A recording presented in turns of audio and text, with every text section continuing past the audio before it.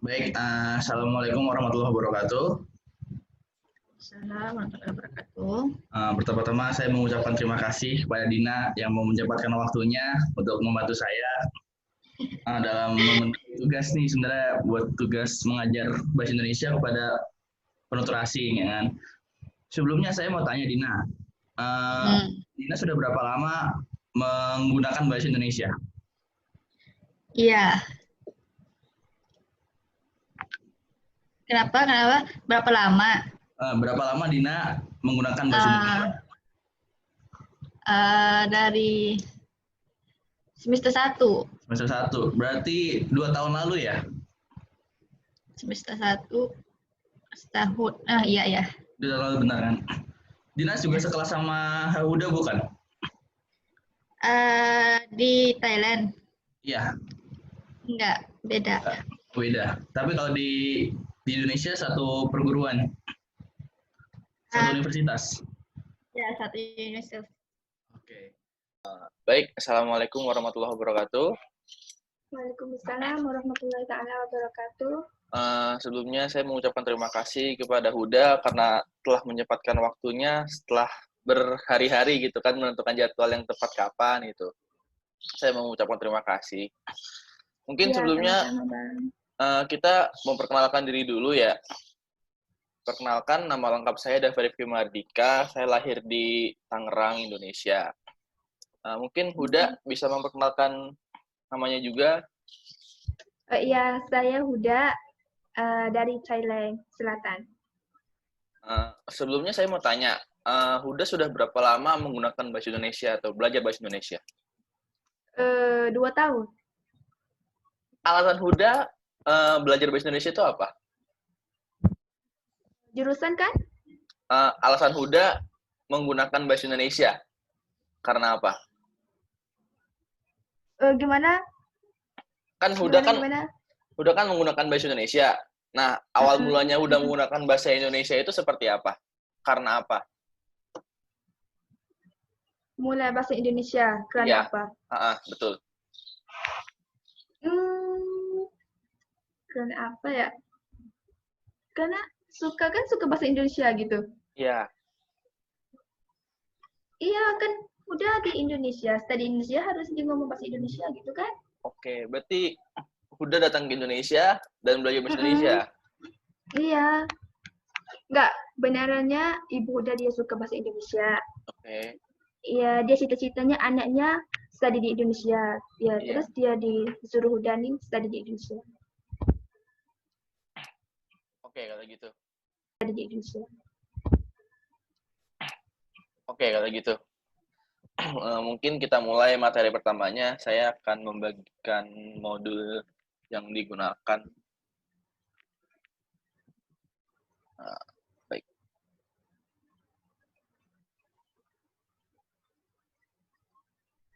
Sudah terlihatkah?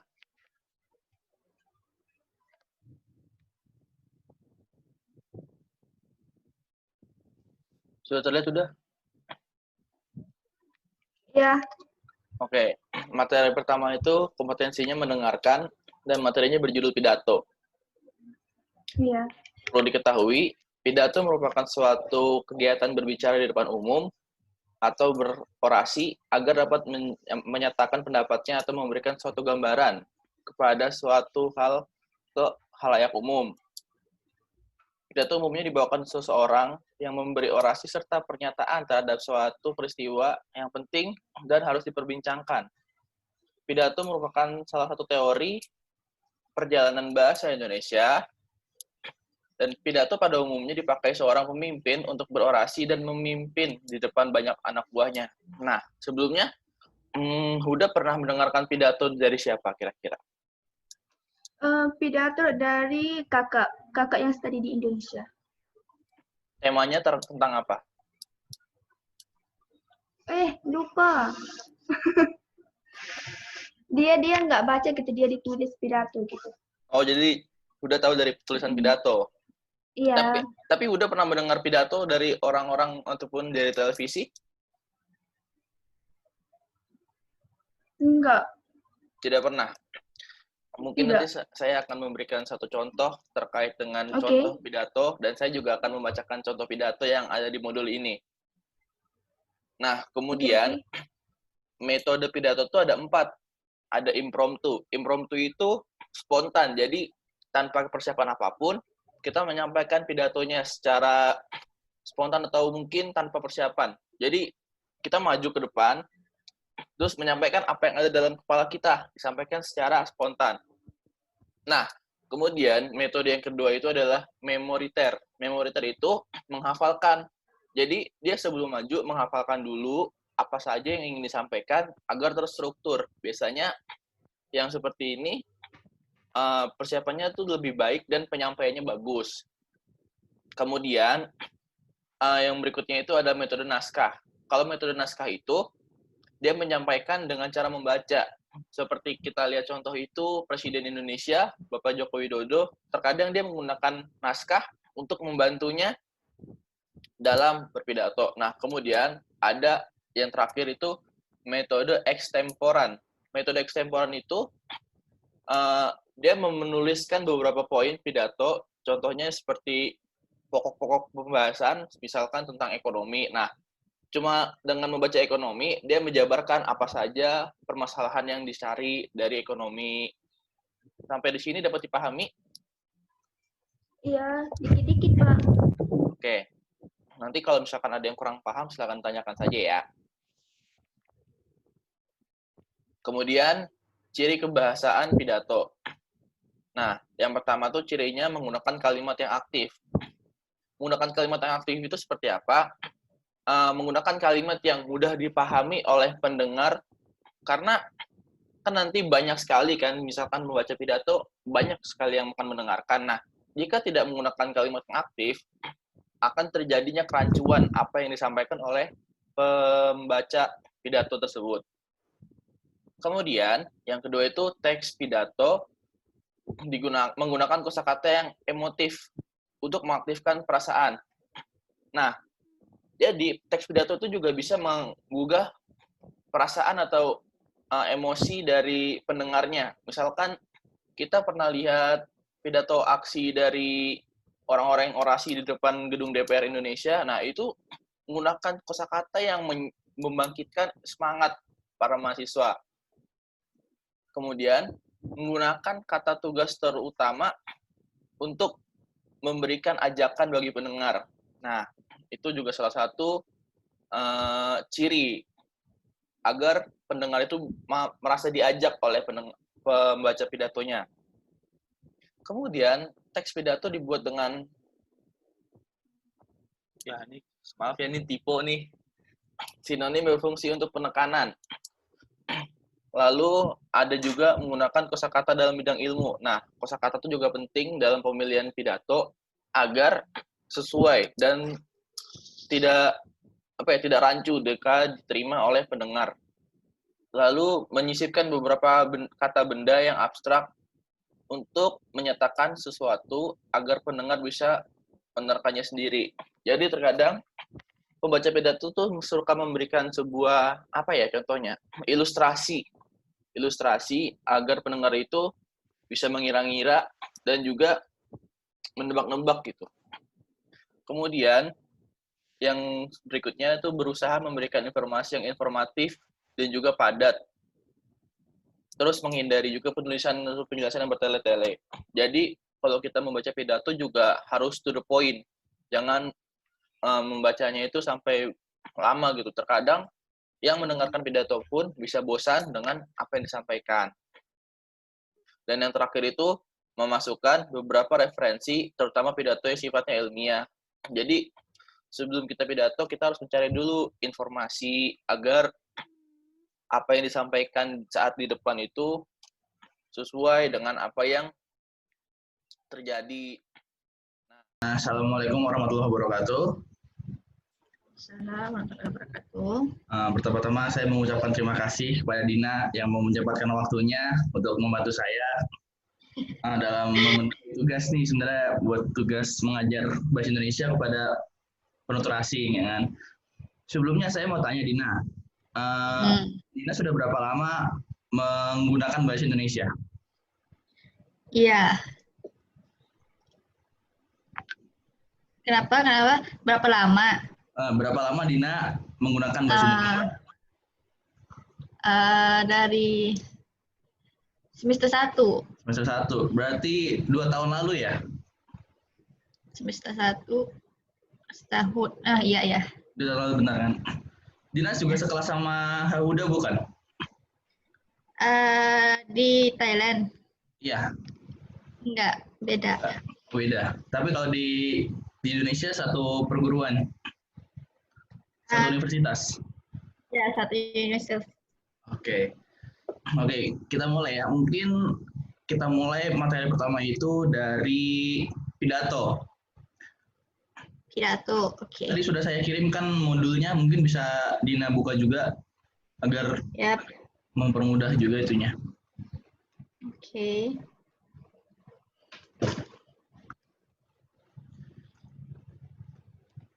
Sebelumnya saya mau tanya, Dina pernah dengar sebuah pidato nggak? Saya pernah dengar pidato ketika di sekolah Di sekolah? high school. Oke, I know. Oke. Sebelumnya saya akan menjelaskan apa itu pidato, oke? Oke. Pidato itu merupakan kegiatan bicara di depan umum atau berorasi agar dapat menyampaikan pendapatnya atau memberikan suatu gambaran pada suatu hal. Jadi seperti yang pernah Dina dengar, jadi seseorang menyampaikan sesuatu itu bisa disebut pidato, tapi harus ada pendengarnya, itu baru bisa disebut pidato. Lalu pidato itu biasanya menyampaikannya itu secara tegas, terus secara jelas disampaikannya agar apa yang disampaikan oleh pembaca pidato itu dapat diterima dengan baik oleh pendengarnya. Kira-kira sampai sini Dina paham? Oke, paham. Nanti kalau misalkan ada yang kurang paham, nanti Dina tinggal tanya saja, oke? Oke. Nah, kemudian orang yang membaca pidato disebut orator. Orator. Ya. Nah, metode pidato itu ada 4. Yang pertama itu impromptu. Impromptu itu metode yang dilakukan secara spontanitas, tanpa persiapan apapun. Gimana? Ulang-ulang. Oke, impromptu itu merupakan sebuah metode yang dilakukan secara spontan Oke. atau tanpa persiapan apapun. Oke. Itu yang disebut impromptu. Itu metode pertama. Lalu metode yang kedua itu memoriter. Memoriter atau disebut metode menghafal. Jadi orator atau pembaca pidato itu sudah menghafal naskah pidato sebelum dia menyampaikannya di tempat umum. Lalu metode yang ketiga itu metode naskah. Kalau metode naskah itu cara penyampaiannya dia dengan membaca teks. Nah, kemudian metode yang terakhir adalah ekstemporan. Kalau ekstemporan itu dilakukan dengan cara membaca poin-poin penting yang ada dalam naskah. Jadi, dia menyiapkan sebuah naskah, namun dia tidak baca, hanya membaca poin-poin penting. Oke. Dapat dipahami kan? Iya. Nah, lalu kemudian ciri-ciri teks pidato itu ada cukup banyak. Yang pertama itu menggunakan kalimat aktif. Kenapa demikian? Karena dengan menggunakan kalimat aktif, dia bisa menyampaikan sebuah pidato ataupun sebuah perasaan yang dia ucapkan dengan jelas agar dapat diterima oleh pendengar. Itu ciri-ciri yang pertama. Lalu ciri-ciri yang kedua itu teks pidato biasanya menggunakan kosakata yang mengaktifkan emosi para pendengar. Jadi misalkan pembaca pidato itu sangat semangat nih. Jadi semangat yang dibaca oleh pidato itu sampai juga semangatnya ke para pendengarnya. Itu ciri-ciri keduanya. Lalu ciri-ciri yang ketiga itu menggunakan kata tugas ataupun kata ajakan untuk para pendengarnya. Mungkin kita lanjut lagi kepada materi berikutnya ya, terkait tentang berbicara. Nah, di materi berbicara ini, materi yang akan saya bawakan tuh judulnya ceramah. Tentang apa tadi? Ceramah untuk materi selanjutnya. Oke, ceramah. Nah, kira-kira Dinda pernah mendengar sebuah ceramah nggak? Pernah. Kira-kira tentang apa ceramahnya itu? Tentang keislaman gitu, Oke, biasanya. nah, mungkin saya akan menyampaikan pengertiannya agar Dinda paham gitu ya. Oke. Ceramah atau khotbah adalah sebuah pidato yang menyampaikan ataupun menyiarkan ajaran-ajaran agama. Nah, sedangkan sambutan adalah pidato yang disampaikan oleh ataupun sebagai pengantar atau pembuka suatu kegiatan. Jadi, pidato dan ceramah itu adalah suatu hal yang sama, namun temanya yang berbeda. Kalau tadi pidato itu secara umum, sedangkan kalau ceramah itu adalah tentang keagamaan. Oke. Lalu, Jadi kalau biasanya hanya nih, kalau ceramah itu biasanya dari segi keagamaan gitu ya, lebih Ya. ke keagamaan. iya betul, Oke. tentang keagamaan ataupun ajaran-ajaran tentang Islam ataupun nasihat. Oke. Nah, unsur ceramah itu ada 5. Yang pertama itu penceramah. Penceramah itu orang yang menyampaikan ceramahnya kepada pendengarnya.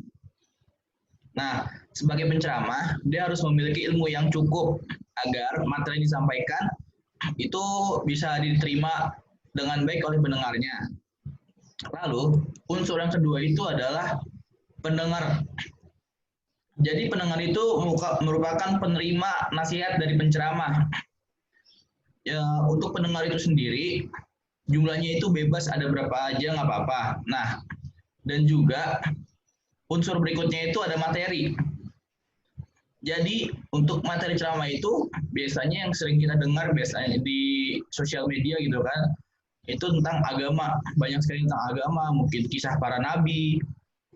Nah, di situ biasanya materi yang disampaikan rata-rata oleh para penceramah. Nah, kemudian dalam metode ceramah itu hampir sama dengan metode yang disampaikan oleh pidato tadi. Yang pertama itu ada impromptu. Impromptu itu metode ceramah tanpa persiapan. Biasanya penceramah yang melakukan pidato ini sudah memiliki pengalaman yang baik. Jadi dia hanya seperti tadi menghafalkan beberapa poin lalu disampaikan dengan terstruktur. Nah, yang kemudian yang metode yang kedua itu menghafal. Jadi hampir sama dengan pidato tadi. Terkadang penceramah itu menghafal teks terlebih dahulu, baru disampaikan. Nah, kemudian metode yang ketiga itu membaca naskah. Biasanya untuk para pemula ataupun yang baru memulai ceramah, mereka biasanya tuh menggunakan naskah untuk menyampaikan sebuah ceramahnya. Oke. Nah, kemudian media ceramah. Media ceramah itu adalah alat yang digunakan untuk menyampaikan materi kepada pendengar. Sekarang itu banyak media yang digunakan, terutama media elektronik ya. Karena dengan media elektronik itu lebih efektif penyampaiannya dan juga tidak hanya di satu tempat, bisa didengarkan di banyak tempat. Seperti contohnya yang sering kita lihat itu di YouTube. Di YouTube banyak sekali contoh ceramah yang disampaikan oleh para ustadz. Ke materi artikel. Nah, kira-kira Dina pernah membaca sebuah artikel tidak? Yes, pernah. Mungkin cukup banyak ya artikel yang ada di internet. Nah, mungkin saya akan memberikan sebuah pengertian terkait artikel. Artikel itu merupakan sebuah esai yang sebenarnya lengkap dan panjangnya tertentu dibuat untuk mempublikasikan, seperti contohnya koran, majalah, dan lain-lain sebagainya. Dan bertujuan untuk menyajikan ide-ide atau fakta yang dapat meyakinkan, mendidik, dan menghibur. Nah, isi artikel itu bisa berbagai macam.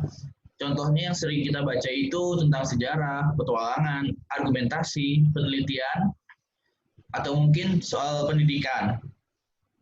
Nah, kemudian ciri-ciri artikel itu ada 7. Yang pertama itu tulisannya singkat, jelas, dan padat.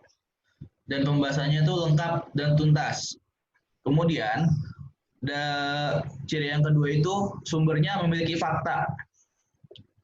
Nah, ini yang paling penting. Biasanya sebuah artikel tanpa fakta itu merupakan sebuah artikel yang kurang bisa dipercaya. Nah, kemudian yang ketiga itu bersifat faktual, sesuai dengan data yang diketahui oleh pengarang. Lalu yang berikutnya itu original dan bukan copywriting. Yang kelima itu isi disampaikan sesuai dengan fakta yang dapat dari narasumber dan bukan dari pemikiran penulis. Nah, untuk yang dari pemikiran penulis itu bisa disebut dengan artikel opini.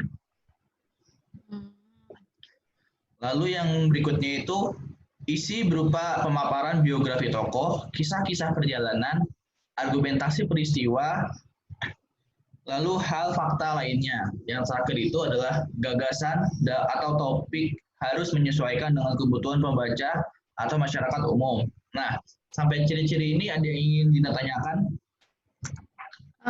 Kan tadi ini isi apa nih? Isi yang disampaikan itu bukan dari pemikiran penulis sendiri kan. Nah, Ya. biasa kalau esai itu kan biasanya ada fakta terus ada opini. Terus apa bedanya itu? Nah, itu berupa kalau misalkan dengan opini itu adalah sebuah pendukung dari sebuah fakta itu. Jadi ada fakta tertulis. Nah, lalu dari opini itu mendukung sebuah fakta tersebut. Oh, oke. Nah, Tapi terkadang harus juga, ada fakta. Tapi Iya. harus ada faktanya. Oke. Iya, betul. Jadi kalau tanpa fakta itu hanya artikel opini. Nah, oke. Nah, kemudian tujuan penulisan artikel itu ada 3. Yang pertama itu tujuan penugasan. Biasanya mahasiswa tuh sering membuat artikel ilmiah. Kemudian ada tujuan informasi. Nah, tujuan informasi ini biasanya berupa koran ataupun surat kabar yang lainnya. Lalu artikel yang ketiga itu adalah untuk tujuan persuasi ataupun membujuk. Nah, artikel yang mengulas suatu hal di dalamnya membuat pembujukan kepada pembaca untuk melakukan hal sesuatu. Biasanya seperti itu tujuan artikel. Nah, jenis-jenis artikel berikutnya. Artikel itu jenisnya ada 4. Yang pertama itu ada narasi. Narasi itu secara sederhana dikenal sebagai cerita. Pada narasi terdapat sebuah peristiwa ataupun kejadian dalam urutan waktu. Di dalam kejadian itu ada pula tokoh yang menghadapi suatu konflik. Narasi bisa berisi fakta atau fiksi. Nah, kemudian yang kedua itu deskripsi. Nah, karangan ini deskripsi itu kan berupa karangan, gambaran yang mengenai suatu hal ataupun keadaan sehingga pembaca seolah-olah melihat, mendengar ataupun merasakan hal tersebut. Lalu kemudian artikel yang berikutnya itu argumentasi. Nah, dari karangan ini bertujuan membuktikan kebenaran suatu pendapat ataupun kesimpulan dengan data atau fakta sebagai alasan dan bukti. Dalam argumentasi, pengarang mengharapkan pembenaran terhadap pembaca. Adapun unsur opini dan juga data sebagai fakta adalah untuk alasan penyokong opini tersebut. Nah, jadi tadi yang seperti Dina tanya terkait dengan fungsinya opini itu adalah sebagai penyokong ataupun support dari fakta tersebut. Lalu yang keempat itu persuasi. Nah, kalau yang persuasi ini bertujuan untuk mempengaruhi pembaca untuk berbuat sesuatu. Dalam persuasi, pengarang mengharapkan adanya sikap motorik yang berupa perbuatan yang dilakukan oleh pembaca sesuai dengan yang dianjurkan penulis dalam karangannya. Nah, kira-kira sampai Cukup. Saya ingin mencoba Dina membaca sebuah artikel opini yang ada di halaman 28 yang tadi saya kirimkan ke WhatsApp Dina. Baca nih. Ya. suara atau baca sendiri? Suara, bersuara. Baru-baru ini polisi apa itu? Dan Dan TNI dibuat kewalahan saat menertibkan masyarakat yang masih berkumpul di warung, kafe, dan tempat berkumpul lainnya. Penertiban itu menyusul adanya seruan dari pemerintah kepada segenap warganya untuk sementara waktu tetap tinggal di rumah demi mencegah semakin banyaknya penularan pandemi COVID-19. oke. Lanjutkan. Nampaknya imbauan Presiden untuk menerapkan physical distancing atau menghindari kerumunan itu masih ditanggapi dingin oleh sebagian masyarakat. Padahal seminggu sebelumnya Presiden memberlakukan work from home bagi Pengertian tentang teks deskripsi adalah suatu paragraf ataupun teks yang berisi pemaparan mengenai suatu objek, tempat, dan peristiwa secara jelas dan detail. Nah, pendapat lain mengatakan pengertian teks deskripsi adalah sebuah paragraf yang menggambarkan sebuah gagasan utama, entah itu objek ataupun peristiwa secara jelas dan terperinci. Nah, kemudian ciri-ciri dari sebuah teks deskripsi itu, yang pertama, dalam paragraf deskripsi terdapat pemaparan mengenai suatu objek seperti benda, tempat, ataupun suasana tertentu. Nah, kemudian yang berikutnya itu, pada paragraf terdapat gambaran mengenai objek ataupun peristiwa secara rinci yang melibatkan kesan panca indera. Lalu berikutnya itu, dalam teks deskripsi ini terdapat penjelasan mengenai ciri-ciri suatu fisik objek, misalnya ukuran, bentuk, warna, dan ciri lainnya. Kemudian jenis teks ini sering menggunakan frasa yang memiliki kata atau makna sifat ataupun keadaan. Lalu yang terakhir itu, jenis teks ini membuat para pembaca seolah-olah ikut merasakan langsung apa yang dijelaskan dalam teks tersebut.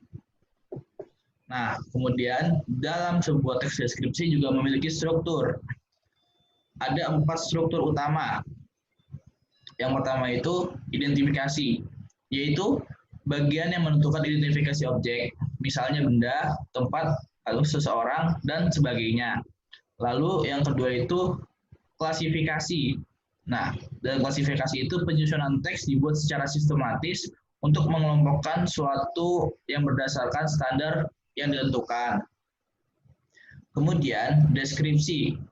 Nah, ya, dalam bagian deskripsi, bagian yang tentang pemaparan atau gambaran secara terperinci mengenai objek yang dibahas dalam teks tersebut.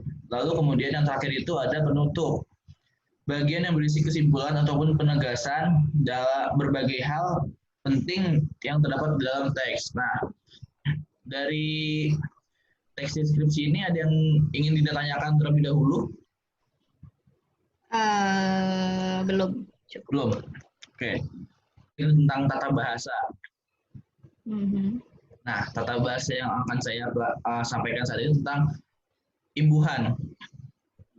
Yes. Oke. Nah, mungkin saya akan jelaskan pengertian imbuhan terlebih dahulu ya.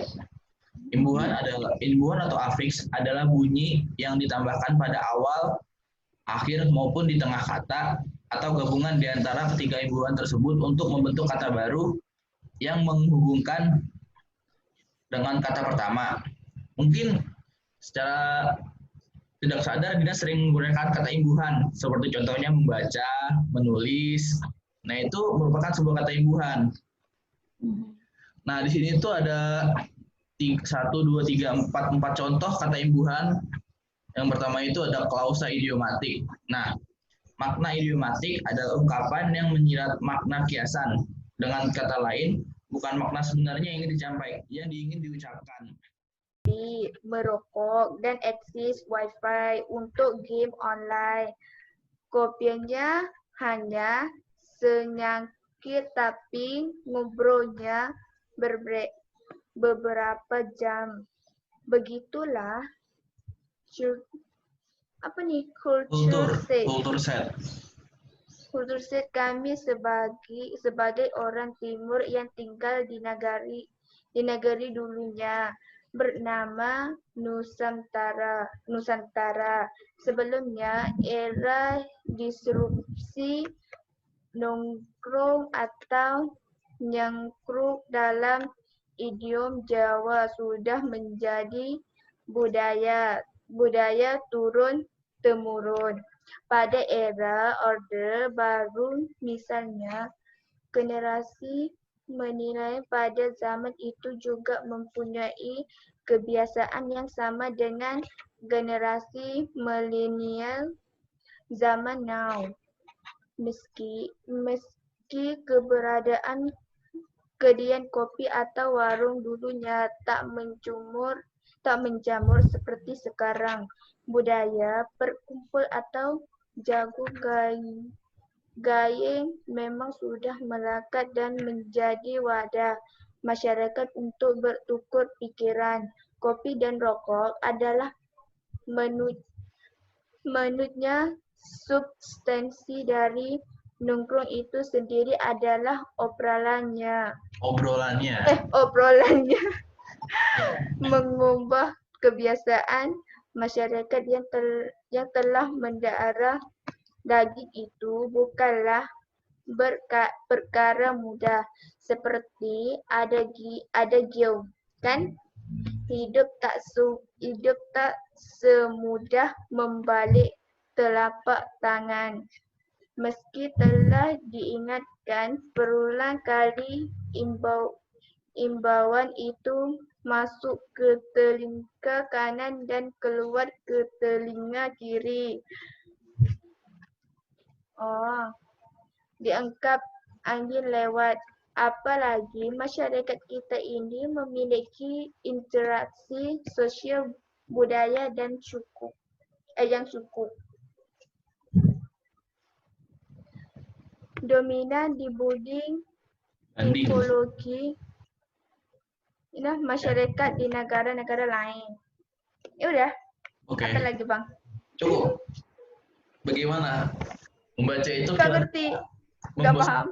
Atau seru? Ini gak paham, Bang.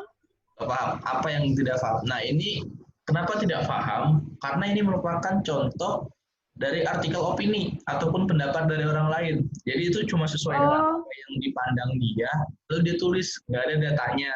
Seperti contohnya, kita tidak mencantumkan nama tempat, seperti contohnya kayak di daerah ataupun jumlahnya, ya kan.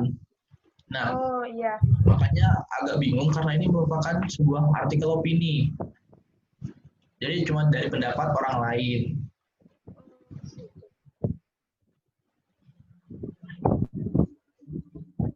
Dan bahasa di artikel itu terkadang memang diubah-ubah untuk menarik minat pembaca. Kalau dalam bahasa itunya sih clickbait ya. Artikel opini itu rata-rata artikel sih, mungkin sebuah artikel itu bisa dibilang clickbait. Jadi agar ada suatu kesan menarik, jadi pembaca mau membacanya itu. Kira-kira dari materi artikel ini ada yang udah tanyakan? Nanti udah nanya dalam WhatsApp aja ya. Udah mau baca sekali lagi. Baik. Nah, nanti udah coba membuat sebuah artikel opini ya. Menurut Huda. Artikel opini terserah Huda mau yang sedang hangat saat ini ataupun yang sudah berlalu. Opini kan menurut pendapat Huda sendiri kan, tanpa fakta. Nah, jadi itu mungkin akan lebih mudah. Bagaimana? Bisa dipahami? Ini langsung jawab atau kirim dalam Word? Kalau buat artikel opini kan, artikel itu kan cukup banyak ya datanya. Kalau mungkin Huda sampaikan sekarang mungkin akan sangat banyak gitu. Nanti mungkin udah sampaikan lewat Word aja, karena artikel opini itu kan sebenarnya contohnya tadi udah baca kan, itu merupakan artikel opini ya kan. Nah, nanti udah buat yang contohnya seperti itu. Terserah udah bikin berapa paragraf. Yang penting itu kan terkait dengan opini yang udah sampaikan. Oh, iya. Oke. Tapi malam ini kirim kapan malam ini? Kira-kira udah pulang kerja pukul berapa? Pulang kerja jam 7 malam. Ya nanti setelah udah tidak ada kegiatan saja bisa dikirimkan.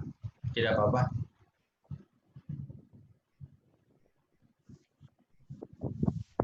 Oke.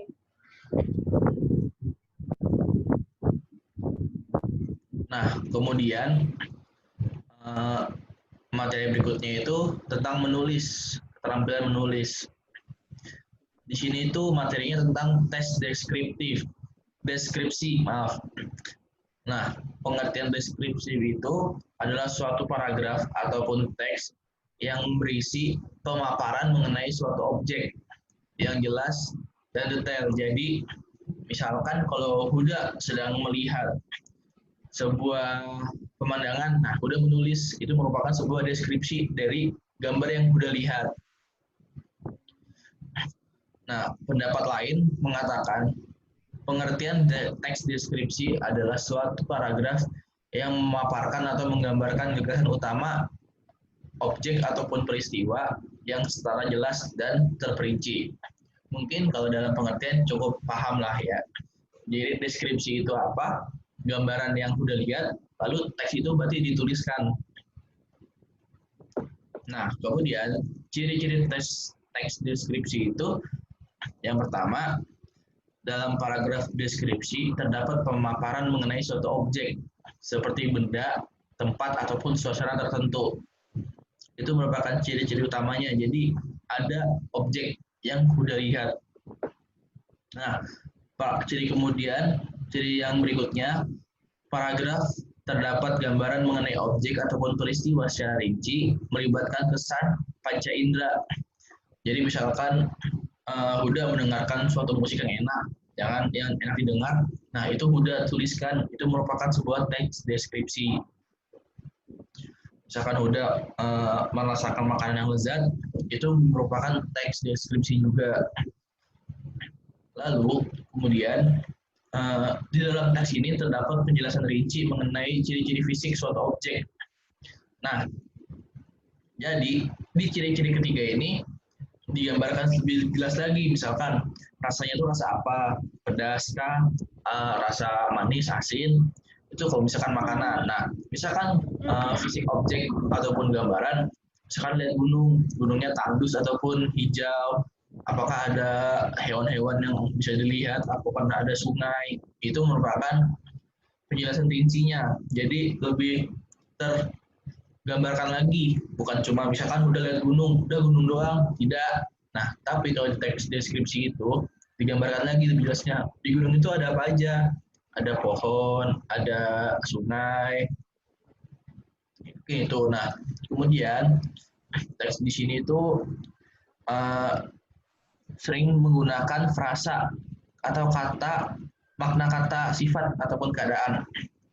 Nah, yang dimaksud sini itu kata sifat itu seperti contohnya keadaan ya. Udah menggambarkan keadaan, bagaimana keadaan gunung di sekitar ya kan. Lalu yang terakhir itu jenis teks ini dapat membuat pembacanya seolah-olah ikut merasakan. Nah, di sini misalkan Huda menceritakan atau mendeskripsikan terkait gunung yang ada di Thailand ya kan.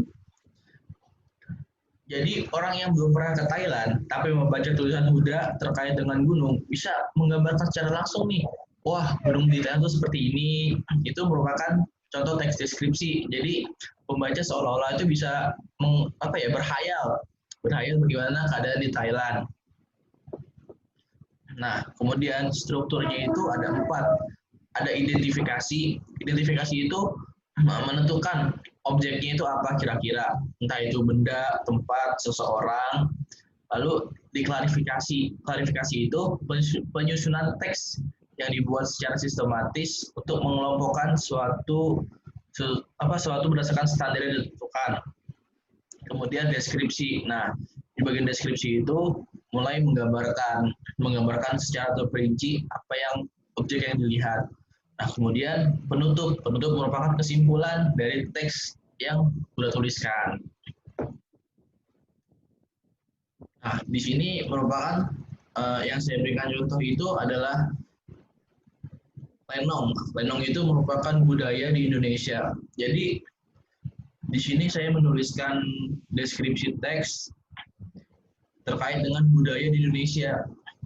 Budaya di Indonesia tepatnya di Betawi. Nah, di sini lenong merupakan suatu bentuk teater peran di Betawi yang mulai berkembang pada akhir abad ke-19. Sebelumnya masyarakat Betawi mengenal komedi, stambul, dan teater bangsawan. Komedi stambul dan teater ini dimainkan oleh berbagai macam suku bangsa menggunakan bahasa Melayu. Orang Betawi meniru pertunjukan itu, hasil pertunjukan mereka kemudian disebut lenong. Nah, ini merupakan sejarahnya dulu. Lalu secara rincinya dijelaskan lagi nih, ada musik pengiring lenong itu seperti apa. Kemudian ada juga cara pertunjukan lenong itu seperti apa. Jadi di awalnya itu sebagai pembukanya, lalu di bagian berikutnya itu merupakan rincian dari bagian budaya lenong. Sampai sini ada yang mau